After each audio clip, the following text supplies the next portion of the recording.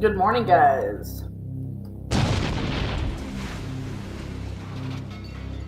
What is up?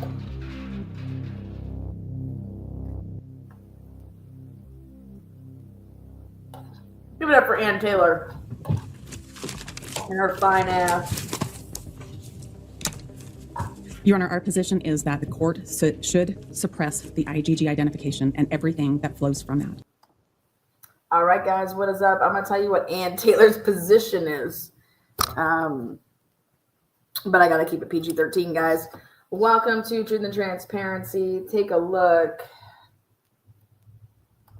We're going to get my day started early with, again, Fat Tuesday. Now it's Ash Wednesday. Ann Taylor. Hippler said, there is going to be no more of this ceiling. Damn it. You hear me? You guys. Dylan Mortensen said she saw a fireman. The fireman. Lil Wayne. Give it up for Lil Wayne. All right. Are you guys ready for these? They're all printed, ready to go, hot off the press, unsealed, all docs, baby. Wow. So,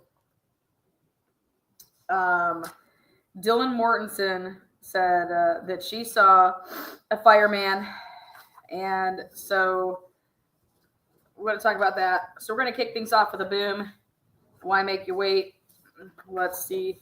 Bushy eyebrows and the likes. Let's see.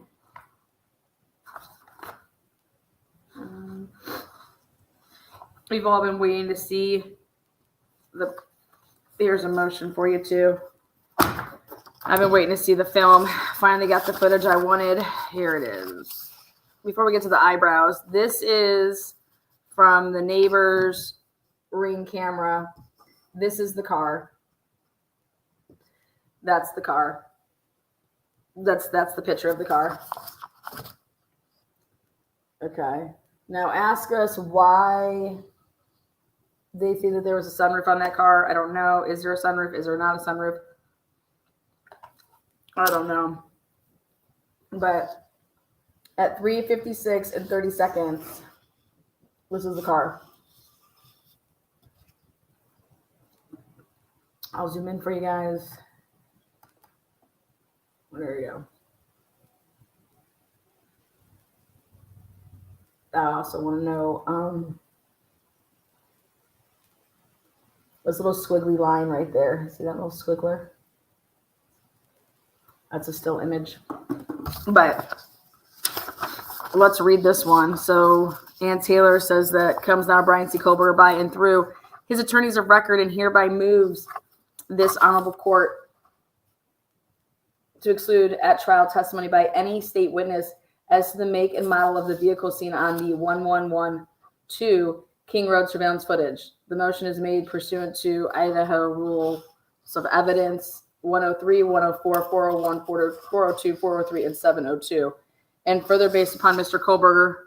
Kohlberger's rights under the United States Constitution, 5th, 6th, and 14th Amendment and Article 1, Section 13 of the Idaho Constitution there, pursuant to IRE 103 and 104, this court is required to the extent possible to limit jury's exposure to inadmissible evidence. The state has claimed in various filings and reports that FBI forensic examiner Anthony Immel identified the make and model of this vehicle seen driving in the area of 1122 King Road in the early morning hours of November 13th, 2022. The state has referred to this as suspect vehicle 1.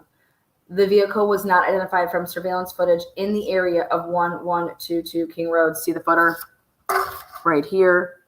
The surveillance footage comes from a residence at 1112 King Road. It depicts the corner of King Road or of King and Queen Roads and to the house with the camera. From that footage, lights from vehicles can be seen on Willenta Road, a north/south roadway next to the neighborhood.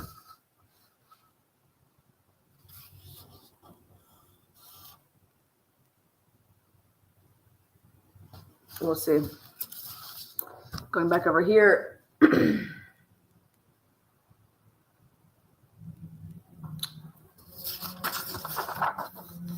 Ooh, daddy. At 4:20. Holy ball sack. In 47 seconds. What the fuck is this? Oh, wait. What is this? Is this the car? You gotta be shitting me. Oh my God. 4:20 in 47 seconds. Here's your car. I want you guys to identify that for me. Morning, I was up late reading all these docs last night. Just woke up to the media's spin on things. So disgusting. Thank you for speaking truth, Santa. I'm just saying, like, let's be real. I can't. I mean, I'm all over it. There's no way I can identify this vehicle right here. Okay. And when you have lights like that, it could make a car look black. It could make a car look dark. But it also could be a dark car. But these photos are from 1112 King Road camera. Special Agent ML did not make a vehicle identification. Special Agent ML did not make a vehicle identification, was not made from this footage. That's a little bit of a typo. Rather, as noted in emails between Mr. Immel and FBI Special Agent Ed Jacobson, you sick son of a bitch. Ed Jacobson's from Dr. Moore, Dr. Drake case. Dude, it was so lost, man. Dude sitting there interviewing. I'm going to show you guys an Ed Jacobson interview with Stephen Hartman, first suspect in the Drake murder case. Just a total, like, just, Ed Jacobson. I can't believe this is hilarious to me because I know who these people are. Oh, Ed Jacobson's going to get your ass tore up on that motherfucking stand.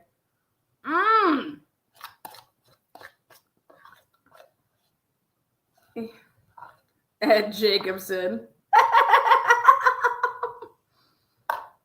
I think he also interviewed Karen Moore, and just like sound like a total like ridiculous, like not even making sense. Oh, the community still loves you, and I don't even know, crazy shit. Wild. Wow. So I can't believe that's I cannot believe that this is his email. Wait till you see this email. Rather, as noted in emails between Immel and FBI agent Edward Jacobson, it is clear that the identification of the make and model of the vehicle in this video was made via a separate video taken at 1125 Ridge Road, bitches. Woo, daddy. Here it is. This is how you start showing things in motion, by the way. Just keep doing this. I love it. Edward Jacobson. Wednesday, November 23rd, 2022 at 3:58 p.m., which is West Coast time. November 23rd. 2451 Paradise. It's interesting. 451 Paradise Stills. Why would that be called Paradise Stills? Interesting. Attachment 03291125 Ridge Road screenshot. 0329. This is actually interesting, guys. I'm going to talk about this. Ridge Road screenshot. Okay, let me tell you something about this. There is no way you could get to Ridge Road at this 0329 from Snyder. Do you know which way that you would have had to go? And you would have never, I've been there. There is no way in hell that you could possibly be on this camera at 329 and be the same car. Well, this is the 356 still. And be the 329 car if you went the route of going all the way around and not like Taylor and shit. It would take you way longer. That's why Ann Taylor was, that's why Ashley Jennings was talking about I mean, it's only like 0.3 miles away. Yeah, bitch, but it's, to go this way that you guys are trying to talk about, you'd have to go up and around, which makes it more than 0.3. And I don't think Ann Taylor thought that she had to explain to the judge distance and time travel. But you need to treat Hippler like he is bona fide boner. Okay? So, unreal. There is no continuous footage linking the vehicle at the 1112 King Road footage and that from the Ridge Road. What a bunch of dipshits. Additional surveillance footage depicts vehicles, but not identifiable vehicles. No, you can't tell anything from this stuff. But where's the actual just running, is that thing truly just motion activated, that camera? Because that's just horrible. You're going to go, you should just have it. 451, you guys think it's Paradise Drive? Is that what you guys think? This labeling, thus labeling the cars from various bits of footage as the same vehicle, is speculative. Mr. Culver seeks an order prohibiting the state linking vehicle identification of the make and model of the vehicle in the 1112 King Road video based on identification of the car at 1125 Ridge Road. Remember, going the wrong way. And referring to the vehicles as suspect vehicle 1. The speculative nature of testifying that the vehicle is the same vehicle renders it irrelevant to these proceedings, far more unfairly prejudicial than probative. What's the probative value, motherfuckers? This is also a jury question, and testimony calling the two vehicles the same invades the province of the jury. Thus, this court should exclude testimony linking the two vehicles as the same. I've been saying this since day one.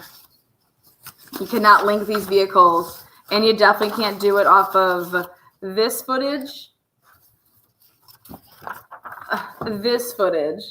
But it's almost like, do you want it's like, it's strategy in a way, though. Do you want them to see this, though, to say how ridiculous it is, so that you're going to try to say that this, you can identify a car from this still,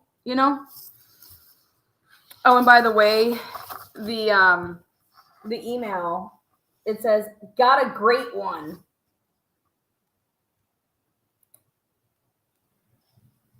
Got a great one. And he's referring to, as you can see, Ridge Road screenshots. So, and clearly they were looking over there at 451 Paradise as well. I want to see that footage from the 700 block. All right, now I said I want to start us off, give us a little dip into tonight. I'll be live all Coburger, but I wanted to give us a little dip before I started off my day.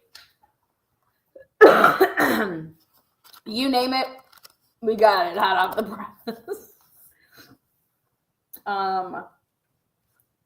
So let's see. Next one I want to talk about is Dylan Mortensen. Come on down, baby girl. Where's my girl? Where's my girl D? D.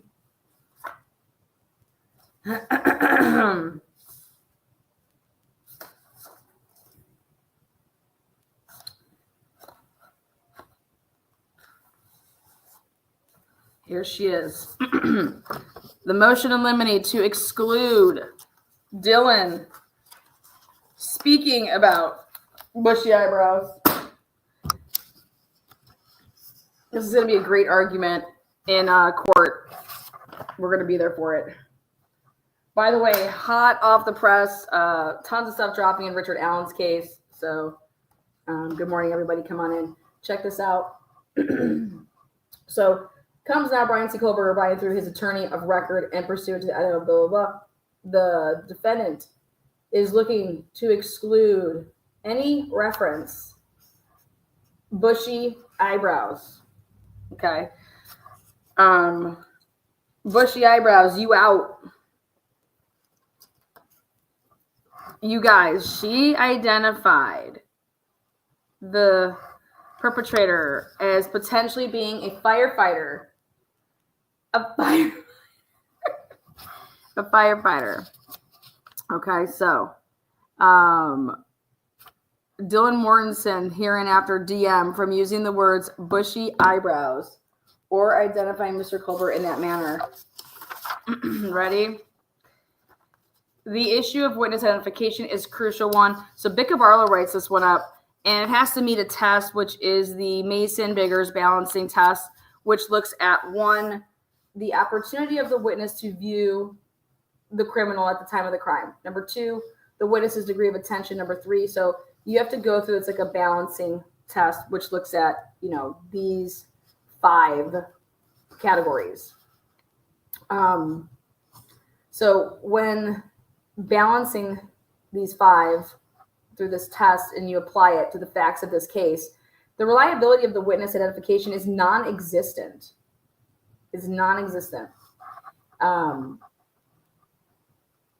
DM is the only person alive who is known to have seen the intruder. So right there, that kind of gives us some, so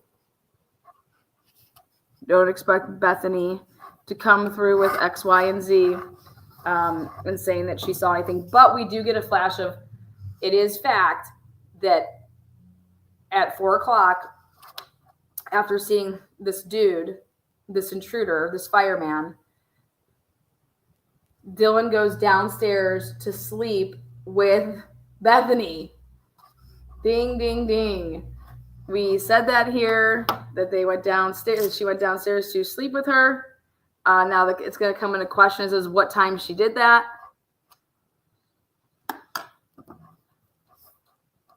Because I believe that Bethany has a different story as to what time Dylan came downstairs, but we'll see. Okay. So here we go. DM says that she only saw the intruder briefly. Her recollection or lack thereof is filled with uncertainty, fuzziness, the influence of alcohol, dreaming, and sleepiness. She did not see the intruder well enough to describe him to a composite artist. After Mr. Culber was arrested, she did not recognize him from a photo. She went searching for his mugshot.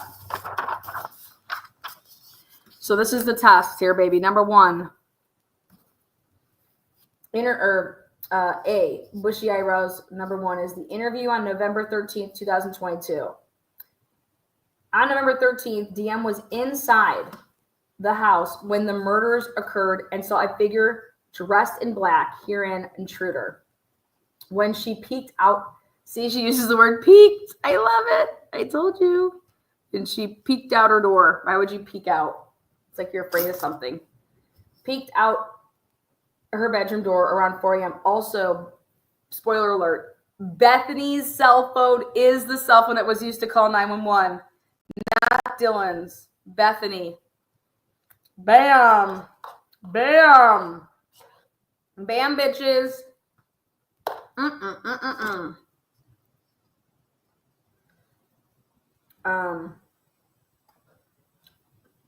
Brandon says, this is wild. Still speculative evidence. When will everything be released? We're trying to get it. What's up, Chad? What's up, Carson? Baby girl. Mary. Yes, Bethany Funk's cell phone called 911. Okay. So it says that she peeked out her bedroom door around 4 a.m. Shortly after seeing the intruder, she went downstairs to Bethany Funk's room. The 2 girls fell asleep. Roughly 8 hours later, a 911 call was made from Bethany's phone at 11:56 a.m. More than 8 hours after seeing the intruder, DM was interviewed by law enforcement at the scene and at the police department. DM is going to be on the stand for so long, you guys have no idea. Like, DM's cross-examination is going to be very long. Very long. It was confusing to DM that the intruder looked at her but did not come towards her or say anything. So here he goes. It's interesting that he saw her, he looked at her, but he didn't come towards her. So wouldn't that negate the whole path of travel? I mean, just wild.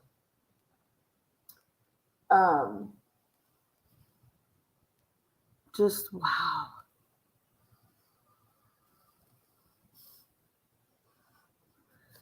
Crazy. When describing the intruder to Officer Noonan,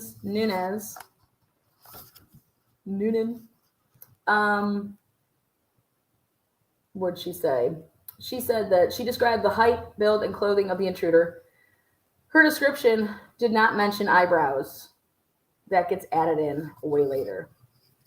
So she does not mention any eyebrows when she first talks to, did not mention the eyebrows. That evolves. When she called, now this will be interesting. When she called Bethany, I don't know if they want Lana to go all get Perry Mason on this shit, but when she, listen to this, guys, when she called Bethany before going downstairs to Bethany's room, there's a phone call, you guys. There's a phone call. This is going to be so fucking amazing. Okay. When she called Bethany before going downstairs to Bethany's room, DM said that she was kind of in and out of it. I was really tired. This goes to my thoughts about, okay. So I said, what did Bethany have this exculpatory evidence of? You know? And to me, it's always been the time. Like, what time Dylan would have came in her room, if Dylan came in her room, what she heard and when she heard it. Like, it's got to contradict Dylan's statements. And that's why we don't see it anywhere in either probable cause. And it's like Bethany is just non-existent in this whole thing. Okay. So, but we're going to have a phone call. This means that there would be a phone call registered on Dylan's phone at some point. What if there's multiple phone calls? You know? So remember what Ashley Jennings is saying is that we were able to associate the time of Dylan going downstairs because of them texting and the phones basically, okay? Well, to me, that doesn't mean shit, and I would know myself as a non-lawyer on how to argue that and win an argument. I'm sure Ann Taylor knows how to do this as well. Later, so think about this. Your roommates just got all chopped up, and you don't think that they're screaming and needing help or anything like that, and you pick up the phone to supposedly call Bethany to say, what, I want to come sleep in your room. Hey, are you home? Are you downstairs?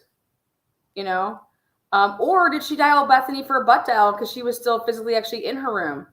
You know, it's just going to be interesting on how that could have evolved, but we'll continue.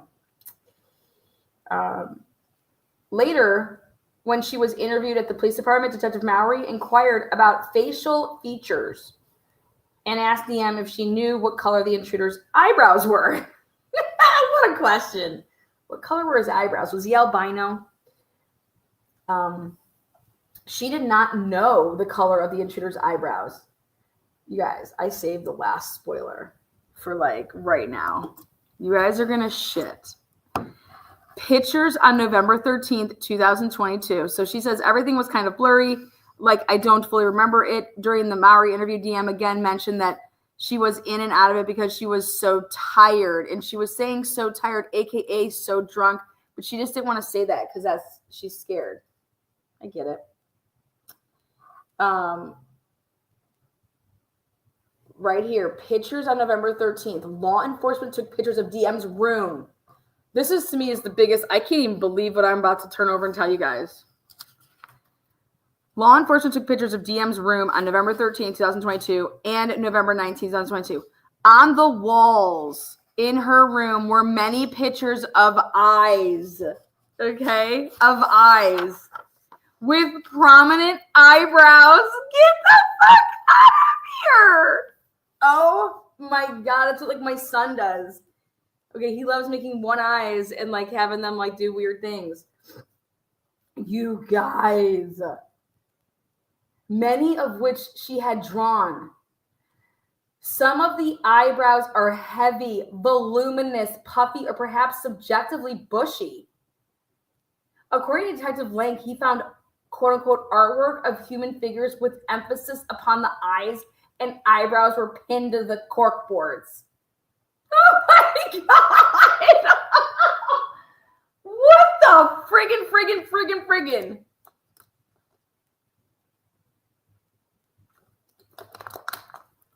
I can't even believe this. I can't even. When I was like, what? According to Detective Lank, he found artwork of human figures with an emphasis upon the eyes, and eyebrows were pinned to the corkboards. That's in quotes, y'all. Okay, quoting this man, Detective Lank. Now, so Dylan, interview on November 17th of 2022. 4 days later, DM was interviewed by Detective Gooch and indicated that she was really asleep. She was really asleep. Hey, that she was really asleep and probably very drunk when she woke up around 4 a.m. Let me ask you guys a question. You got the FBI involved, right? You're going to sit here and tell me that the FBI did not interview Dylan Mortensen one time? Where's Dylan Mortensen's interviews with the FBI? I bet you those got buried. So here, she was telling Detective Gooch, hey, I was really asleep. What the fuck, bitches? And probably drunk when she woke up around 4 a.m. Why would she say she was really asleep? We find out that Dylan Mortensen gets home, you guys, at 1:15/1:30, but no mention as to where she was coming from. But that's the time she gets home. When she woke up around 4 a.m. Okay. Throughout the interview, DM expressed uncertainty about what she heard and saw and did not know if it was real or if it was a dream or if her mind was playing with her. You guys know this is what I'm going to feel bad for. Dylan's my homie. I'll tell you why. All right. Dude, remember how Gonsalves said that one of the girls had like memory issues? No, this girl was having horrible dreams since high school of being kidnapped. Do you understand? She was listening to, she watches Criminal Minds before she goes to bed often. And she listens to crime podcast shows before she goes to bed, as do so many people. Okay, look at all of us. We all do it. I guarantee you Dylan's listened to my show before. So Dylan, if you're listening to this, what up, baby girl?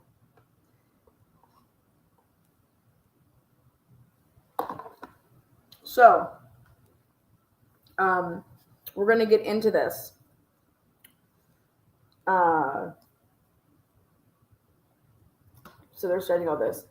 She says, it just doesn't make sense. That's what Higgins said. It just doesn't make sense. Described the intruder and told Detective Gooch that she recalls seeing his eyebrows, his bushy eyebrows, but she did not recall the color of the eyebrows. She did not remember the eyes or the mouth, just the eyebrows. That's what she's like obsessed with drawing. When she saw the intruder, she thought that the intruder was about 3 feet away from her, but that could be off since she was still a little bit drunk.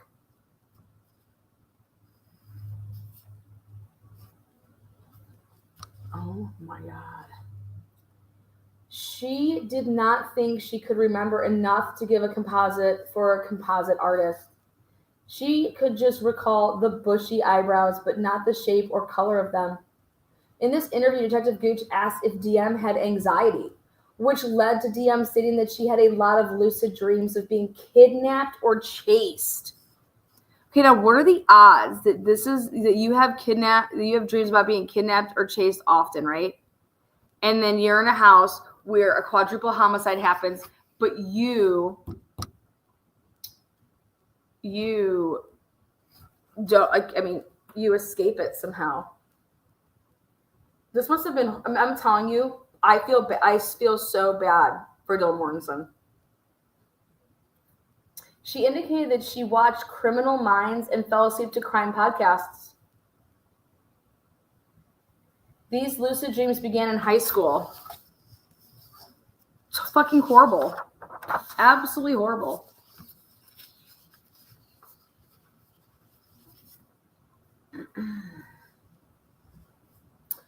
Interview on December 1st, 2022. On December 1st, 2022, a half of a month later, DM was interviewed again and described the intruder. She did not see his eyes, but she saw one eyebrow or two, but it was just like this bushy eyebrow.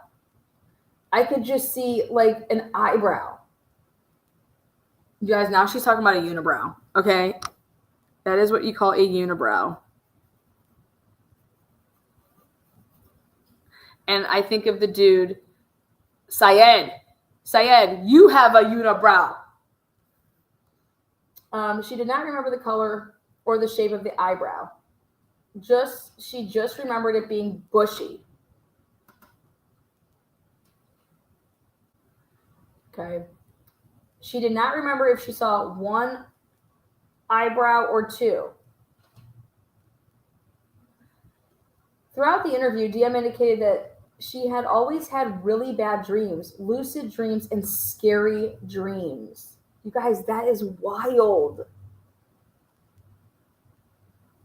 Yeah, she was tripping and saw the eyebrows on her own walls. That's what I think. And so it's almost like, do we want to... It's almost like I don't know if I want to suppress this because I want to show her room being eyebrow filled, you know?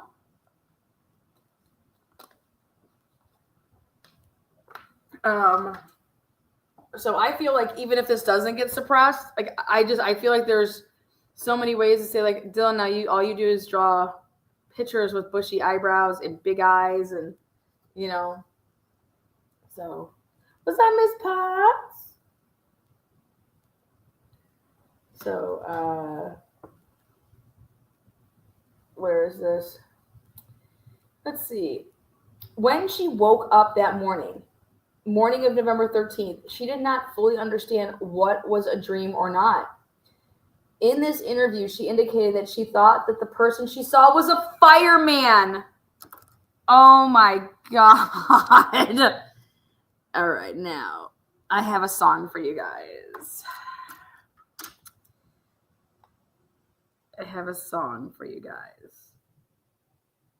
Oh, Andy's like, why didn't you call me? Hold on one second.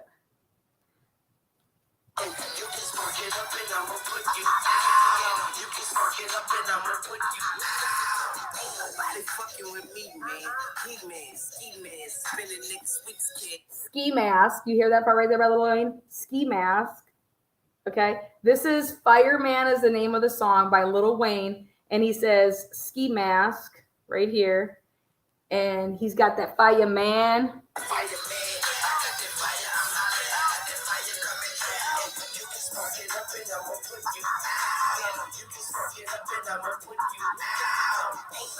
Fucking with me, man.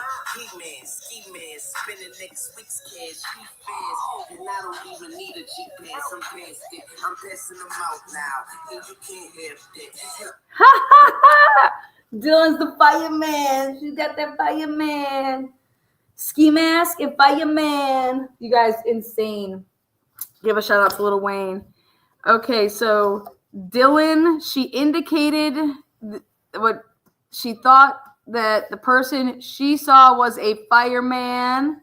I'm here to help you, fireman. Now, this is something that we didn't consider before. So who are some of the first responders up over there? You know, it's like, good morning. Anyone heard of DNA under fingernails? Yes, we're going to get into that. So much of this show influences the DM's mental state and possibly being able to separate reality from the other. Well, I just hope that they seriously play Fireman by Lil Wayne when DM is introduced, because I know I will be playing it on my channel. When DM takes the stand, we will be playing Fireman by Lil Wayne. Wheezy, baby. What's up? Where's he at? Where's my boy? Truth Uncensored. Is he in here? 0% chance I'm getting on that stand if I'm her. She's got no choice. She gonna be subpoenaed. Okay, is that right? So again, guys, right there, Dylan Mortensen indicated that she thought that the person she saw was a fireman. Okay. So, boom. Statement / affidavit to support. So she's like, God, I saw fireman. That's actually, that's very interesting to me. Very interesting to me. Fireman. Yuri's math teacher said, girl's a freak. Fireman fantasies, yet sleeps with BF. You go, you baddie. That's why I'd fuck with Dylan. Dylan, when I'm in town, baby girl, we are doing Corona Ritas. I'm going to show you how to get fucked up. Cheers. Why would you be scared of a fireman? That's why she wasn't scared of a fireman. Clearly she wasn't scared, you guys. She didn't do anything. I mean, she's just like, I thought it was a fireman. It's just like, fireman? What? I don't know. It's interesting though. Think about it. And then she's going to start talking about those frat boys are always being fucking weird. They're always trying to pull tricks on each other. Anyway, statements, affidavit in support of arrest on December 29th. Here's DM described the figure as 5'10" or taller, male, not very. Look at this. With bushy eyebrows. Interview. On December 30th, then, after the arrest of Mr. Kober, DM was interviewed by Detective Lake and my good friend here, Detective Tolson. What's up, Tolson? What a frump. What a frumpy fuck. When she learned that an arrest had been made, she found a mugshot of Mr. Kober online. When asked if Mr. Kober was the person that she saw in the house, she did not know if Mr. Kober was the intruder. She knew that the intruder had looked at her because of the bushy eyebrow.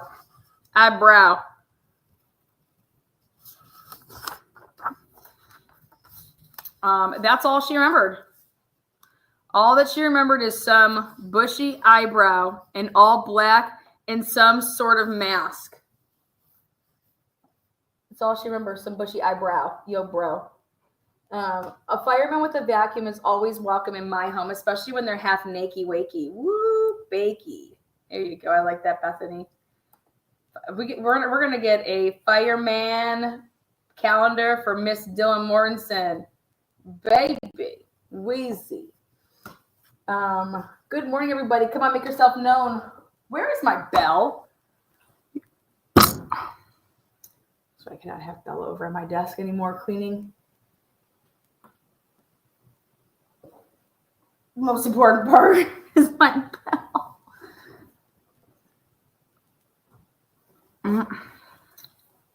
Dylan deserves a bell for that. This is so much more wilder than I ever imagined. I told you guys this case is going to be off the chain. So what do we have here? Dylan, it is official now. Dylan did testify at the grand jury. Okay. So if anybody she did testify at the grand jury. Reliability of the witness. So here we go. This reliability of the witness. Opportunity to view. So DM peak. So then it's going to talk about, like I said, that test. So you got to go through it. And it's like, listen, DM peeked out of her bedroom door 3 times after 4 a.m. on November 13, 2022. The third time she saw a figure dressed in black. At the scene, she described the intruder as he was a little bit taller than me, and I couldn't really see much of him, she says, look at that, I'm almost positive he was wearing a full black outfit, and he had this mask that was just over his forehead and over his mouth, and he didn't say anything to me like at all. That's very interesting how she was about to say he, just saying. And just a little bit taller than her, that's not describing Brian Kober, so just saying. At the police department, her description of the intruder was similar. And then I opened the door again, and the guy is right there. And he's maybe my height, a few inches. I'm telling you, she's like, I don't know if what I'm recalling is a dream, because I personally think she's dreaming if she's saying that she woke up and did all this stuff. All right, I think that she's describing one of her past dreams. I truly believe that, because I believe that she would have been killed. I believe personally that she would have been killed if she opens up the door, just boom, he's right there. And then I open the door again, and the guy is right there. And he's maybe my height, a few inches taller. Not like skinny, athletic build. He has all black. That's how she says it. He has all black.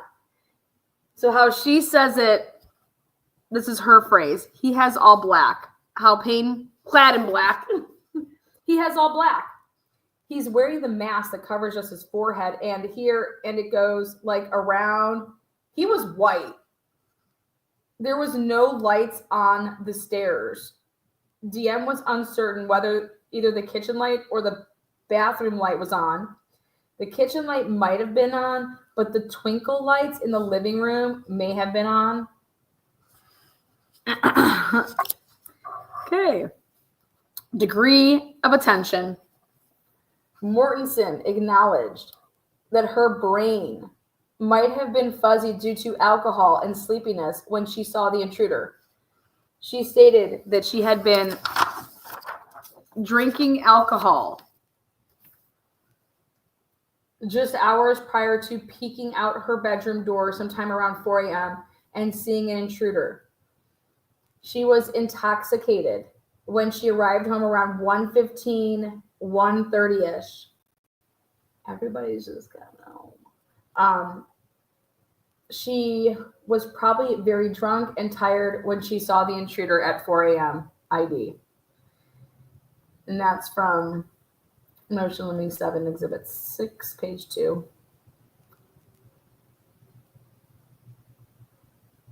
3 is the accuracy of description. When asked if she could see the intruder's face, she testified that I wouldn't say I fully remember their face, but I remember seeing his eyebrows. So at some point, I probably did see his face and don't remember it. No. This was during the grand jury testimony. During other interviews, she said he was wearing a mask. So how could she have seen his face? You know, it's just so fucking wild.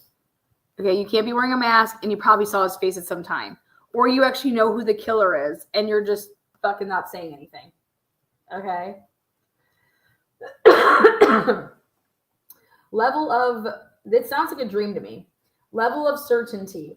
And this is where Ashley Jennings is like, it's not a dream, it clearly happened. I mean, we have 4 murdered motherfucking people here. Right, Ashley. She could be true.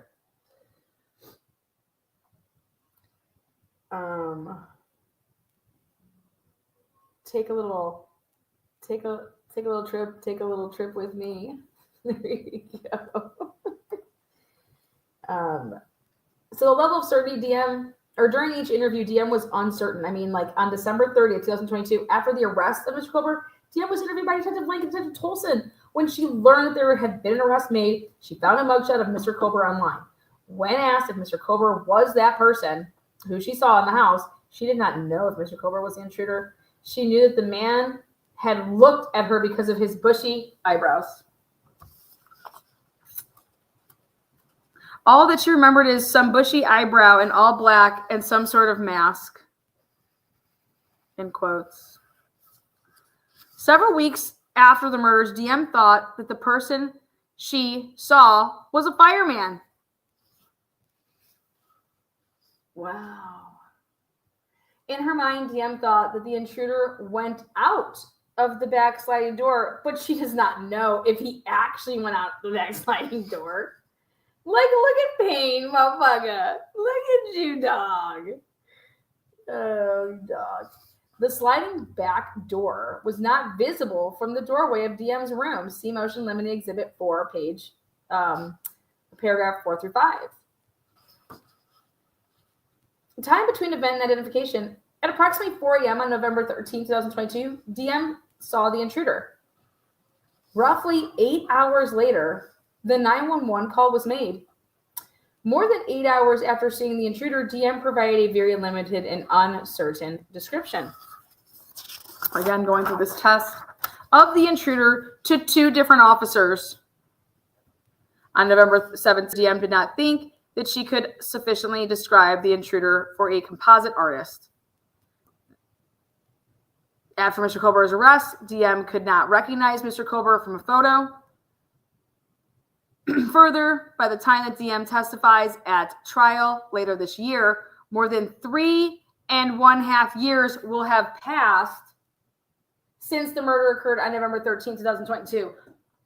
Defense's argument is that with certain exceptions, every person is competent to be a witness.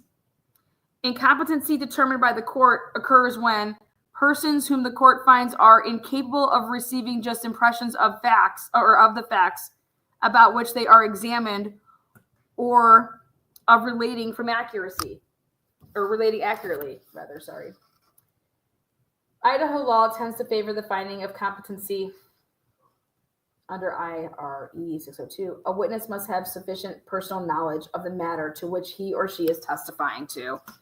And this is why I think it should be 100% suppressed. She does not know. Okay. And anybody that has a mask on, you guys, and the only thing that you can see if they have a mask on would be their eyebrows. Okay. So in State v. Smith, if the jury or other trier of fact could reasonably find that the witness perceived the event, citing State v. Gutierrez, evidence to prove personal knowledge may consist of the witness's own testimony, and she just doesn't have it. When considering whether identification by a witness reliable, the Idaho Supreme Court has applied the Manson-Biggers balancing test, which looks at, like I told you guys, the opportunity of the witness to view the criminal at the time of the crime, the witness's degree of attention, 3, the accuracy of the witness's prior description of the criminal, 4, the level of certainty demonstrated at the identification, and 5, the length of time between the crime and the identification. Citing State v. Trevino, when the Manson-Biggers balancing test applied to the facts of this case, there is no reliable witness identification.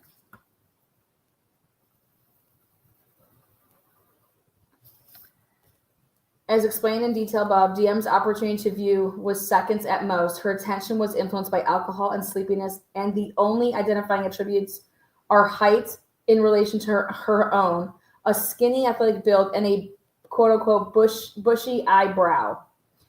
He was wearing a mask. She has repeatedly, each time interviewed, expressed uncertainty about what she saw. These general descriptors could fit millions of individuals. Her uncertainty is repeated in each interview, and at least 8 hours passed before the interview, before she was interviewed for the first time. 6 weeks passed before she was interviewed by law enforcement the final time, and 6 months passed when she testified before the grand jury. Balancing the Manson-Biggers factors, there is no reliability of the physical characteristics that DM has reported. Mr. Kober does not have bushy eyebrows, but the artwork on DM's wall and that which she draws eyes with eyebrows could be described as bushy, full, or prominent. There is great risk that at trial in front of a jury, her testimony will be viewed as a clear identification of Mr. Kober. This would be a false identification and would prejudice proceedings in a way that must be avoided.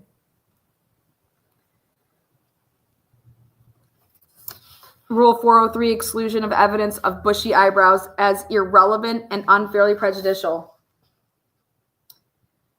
To be admissible, evidence must be relevant. Evidence is relevant if A, it has any tendency to make a fact more or less probable than it would be without the evidence, and B, the fact of a consequence in determining the action. Whether a fact is of consequence or material is determined by its relationship to the legal theories presented by the parties. In this case, evidence of bushy eyebrows is not relevant to the crimes charged and would not tend to make any material or disputed fact of the crimes charged, in this case, more probable or less probable than it would be without the evidence. I think that's true. The purpose of admitting such testimony is for identification purposes. Given the argument above, such testimony is inadmissible. There is no other relevant reason to allow this testimony. Under IRE 403, this court may exclude evidence related to bushy eyebrows if its probative value is substantially outweighed by a danger. All it is a mere danger. By a danger. You in danger. Of one or more of the following: unfair, prejudicial, confusing the issues, misleading the jury, undue delay, wasting time, or needlessly presenting cumulative evidence. This rule requires the court to balance the probative value of the evidence against the danger that the evidence may be unfairly prejudicial. Even assuming this court concludes that the descriptive words bushy eyebrows are somehow relevant, whatever minimal probative value they may have is substantially outweighed by the danger of unfair prejudice and the confusion of the issues. Unfair prejudice is prejudice that tends to suggest a decision on an improper basis. Yeah, I'm just taking all of what Bicka Barlow wrote and writing it in some of my shit. Boom. All right, guys, that's how I wanted to start off my motherfucking morning. Now, Karen Reed has a huge motion to dismiss that I am attending here at 10:30. I would agree. Absolutely disgusting. Good morning, Nathan. God, good morning, Boston. Bella, where's my cowbell? You guys, I've been changing my whole damn office over here, and I can't find my cowbell. I'm gonna cry. Somewhere over the rainbow. Somewhere over the... What if one of them could have been saved? She just went down. Oh, I think they probably could. She'd have probably been a goner. Coherent enough to walk down to Bethany, but can't call for help. It's real nice. I mean, I don't... Yeah, it's... Hippler knows he couldn't continue to help cover states' screw-ups. Well, we're going to be going through so many of these, you guys, because the next one we're going to get into is they truly want Cyray never talking about AT&T and evidence that they could have obtained so they could have proved more stuff with the defendant's, phone data. We're going to talk about IgG. We're going to talk about DNA under some people's fingernails. So, love you, Miss Potts. She walked by Xana's room with an open door and two bodies. Yeah, I have no idea what she did. She didn't go right by Xana's door. She went downstairs. That doesn't take you by Xana's door. But they only want Brian on the stand to defend himself. Yeah. But please join me back this afternoon as soon as the Karen Reed. So I'm trying to go. I want to do like a happy hour thing. Sorry, guys. I had to do a bunch of stuff for my own life yesterday. So I do apologize that this could not be presented last night. And I thought about going live at midnight, but I wanted to start my day off with like papows. And this was a papow to me. There's other papows. I think I got 6 minutes left. I got 5 minutes left. So I'm going to show you one other papow. I cannot, first of all, if you just joined us, this is the photo that they're saying that's Brian Koberger's car. I was blown away, blown to bits, you guys, when I got to finally see this photo. I've been waiting for it. Motherfucker got it, right? Please identify that vehicle for me, Lana. I don't care if you're Jesus Christ. You can't identify that car, okay? Now, what you can say, okay, is I don't believe that car has a sunroof. I don't, me personally. But I also don't, I mean, it's a white car. That could actually pass for possibly being a two-door. Jesus Christ. Then they get caught red-handed by Mr. Ed Jacobson right here, just flat out announcing in an email that, and I'm going to do some digging here, guys. I want us to all go ham, start Googling the shit out of 451 Paradise Road. Okay. They're over there in Paradise because remember there was like the stabbings over there. Anyways, they're talking about at 1122 Ridge Road. There's a screenshot at 329. And I was there, and I'm telling you, if you go this route from Steiner at 326 and then 327, and you're over there on Steiner to go to like Ridge, I'm going to have one of my friends come on when I'm live and start over there at the 700 block for me and show you that there is no way in hell that you would be able to be on camera at 3:29 a.m.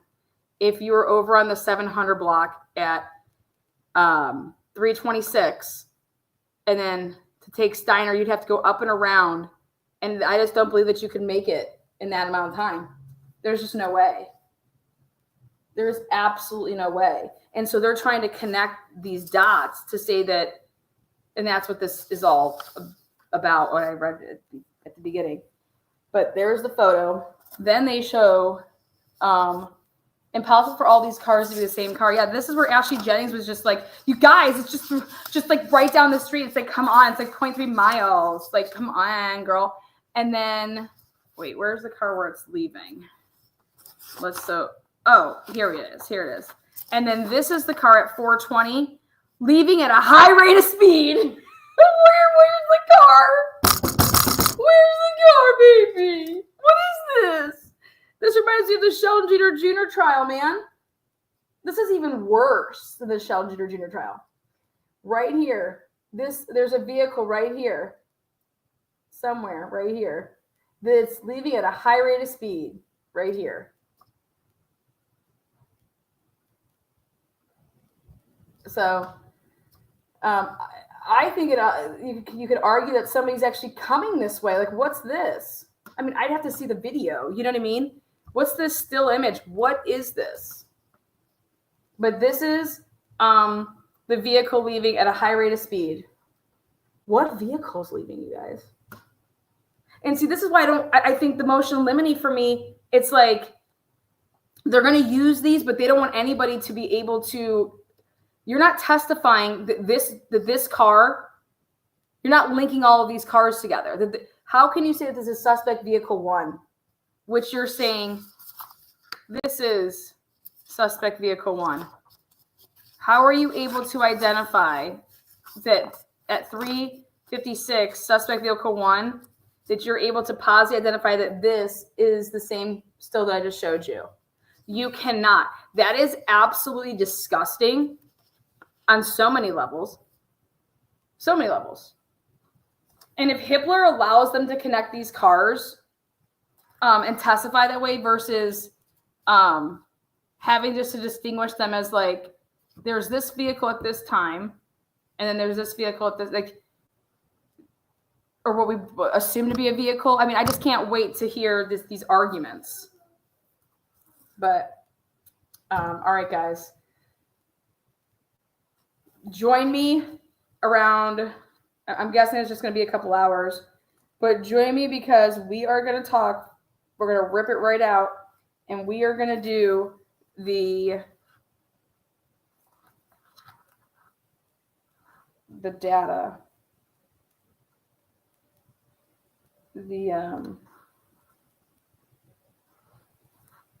we're going to talk about the nails, the DNA under the nails of Maddie Bogan.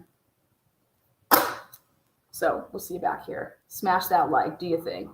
Thank you so much for those of you. Aaron, thank you so much. Brandon, thank you so much. Hit the thumbs up. That's how you help. See you guys on the flip side. Peace out.